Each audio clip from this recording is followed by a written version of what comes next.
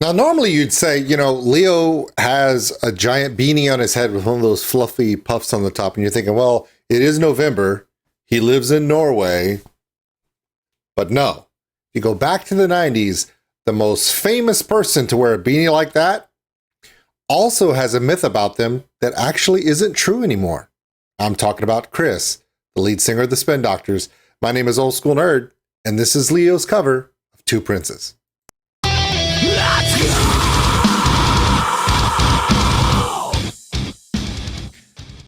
Ah, yes, the Spin Doctors.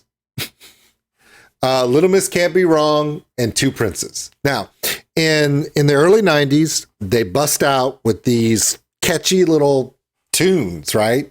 With more of a, instead of a crunch in the guitar, it was more of a kind of a kinky, jazzy, funky kind of feel to it. And it worked. At the same time that Hootie and the Blowfish was blowing up, Spin Doctors were the next big thing. And part of it was due to their lead singer Chris's unique, happy, light voice. And of course, the groove of the songs. Now, what a lot of you know is you've all heard the stories. Spin Doctors, isn't that the one whose the lead singer lost his voice and they had to quit?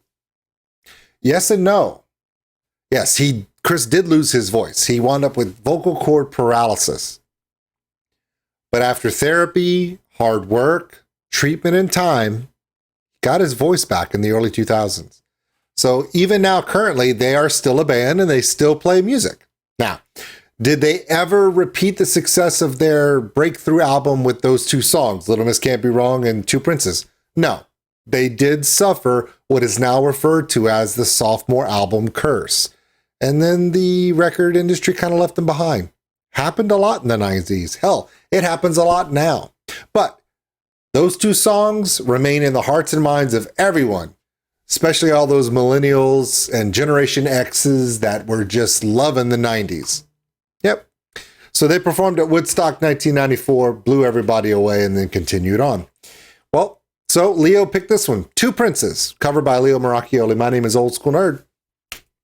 That's the rest of my story on that one. Why do I know about that band? Because they were kind of funky and they were kind of different. They weren't just metal or grunge or anything else. And they had kind of a positive little message. And when I heard about Chris's story, I thought, man, that sucked. And then I saw an article on the internet one day in the early 2000s that said they're back and he's found a way to recover his voice. And I read the story and I just thought it was amazing that they never gave up. So that's a cool thing. All right, everybody, this is my reaction to Leo Moracchioli. I really need to talk to Leo one day and see if I'm even saying his name right. I don't think I am. I don't think I've said his name right for 2 years. I don't think he cares. All right, this is Leo's cover, Two Princes.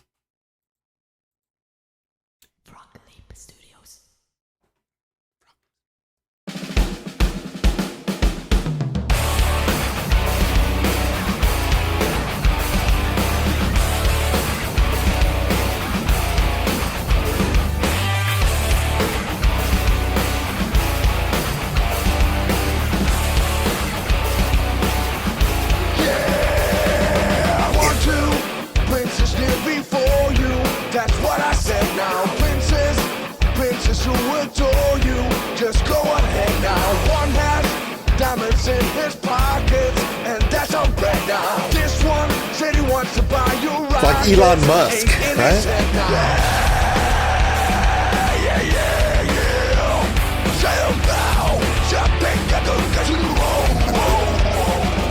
This one, you got a princely racket.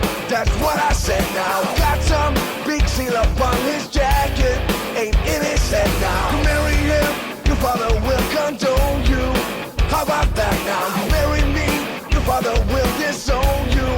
Let it sad now. Marry him or marry me. I'm the one that lived in River, can't you see? I ain't got no piece of old family tree, but I don't want a piece of love ought to be.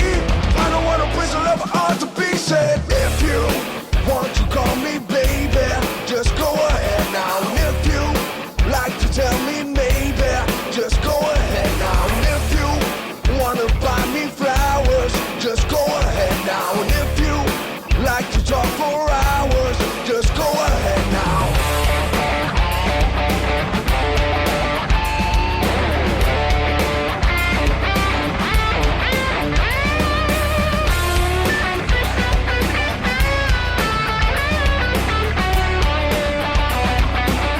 Had to stop it. Why? Leo has done what he always does. He plays in the pocket of the original perfectly. But he started his guitar solo exactly like the original was, with a little bit more, little crunch in the amp, a little bit more effects into it. But now that he's played through that entire original guitar solo, where does he go now? Does he continue the continuation of it? Does he do a Leo breakdown? Does he do something unique? We don't know, but it's always one of our favorite things to do when we do a Leo reaction, is to see what Leo does with it. Because we know he's going to pay honor and tribute properly to the original artist, but at some point he's going to shift it into Leo gear and go somewhere else.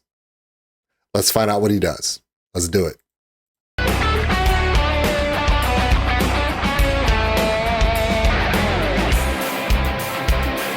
Leo breakdown.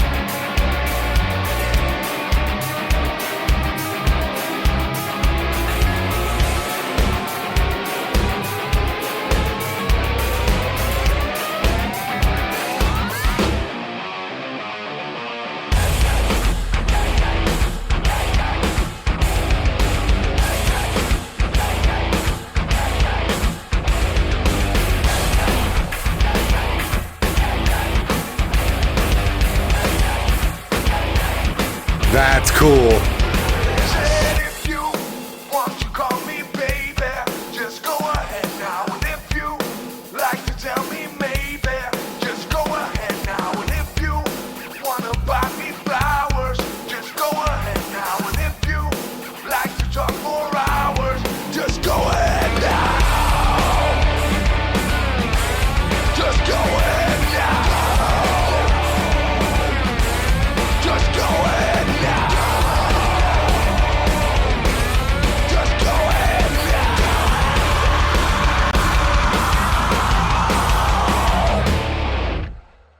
Nice. All right, before we go to the Leo outro, because there's always a great one every time, people have asked me, Old School Nerd, do you do these live? Are these really true reactions? Yes, they are. And although I did note a stop at the end of that guitar portion, people are going to go, oh, well, you watched it ahead of time. It's not a real reaction. I know Two Princes so well because I can play them on the drums.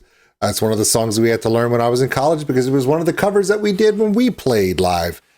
So I knew the arrangement, and I've done so many Leo reactions that I know how he does his setups. Now, granted, you never know what's going to happen when he goes into Leo mode, but when he does, it's something unique. This time he went into a Leo breakdown, which was pretty normal for him. However, once he kicked out of that intro to get back to that swinging chorus, he did an off count rhythm behind the guitars, and he pushed it through with the bass and the drums to really push that off count, which sounded a little off, but if you really pay attention, you're realizing he's just pushing you back where you need to be. That was unique. That was something I didn't expect, and it was well done. You could tell that Leo loves this stuff. He really loves this song. He loves the way he's doing this. I just love everything about this. So yeah, there were things I could expect from Leo, you know, knowing he was going to stick to the original arrangement, then shift into something unique, which he did. That's why I was ready for it. Wasn't ready for that off count push in. To just push it till he does the reprisal chorus, which took a lot of guts on his effort. I mean, granted, people are going to accept whatever he does, but to do an off count push through, knowing that for most people it's going to sound a little off until you get to that point where it all makes sense, takes some guts. Good job, Leo. Let's get to his outro. Let's do this.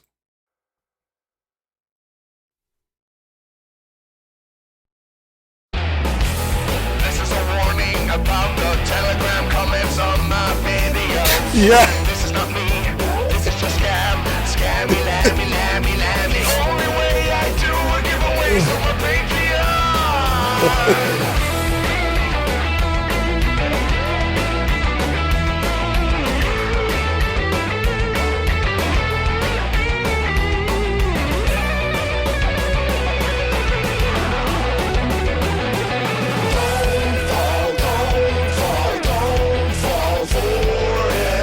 Please report that scumbag. Let's kick him in the ass. it's been happening a lot.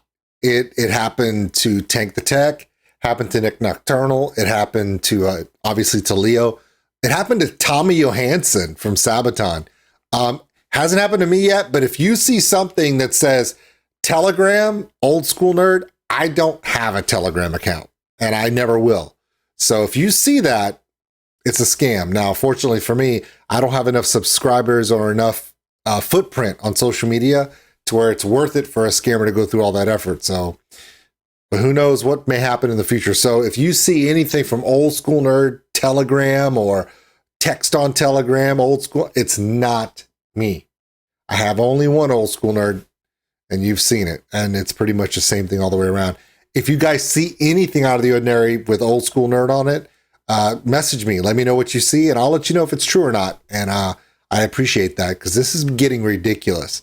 A lot of people are falling to these scams, and it's not fair to them.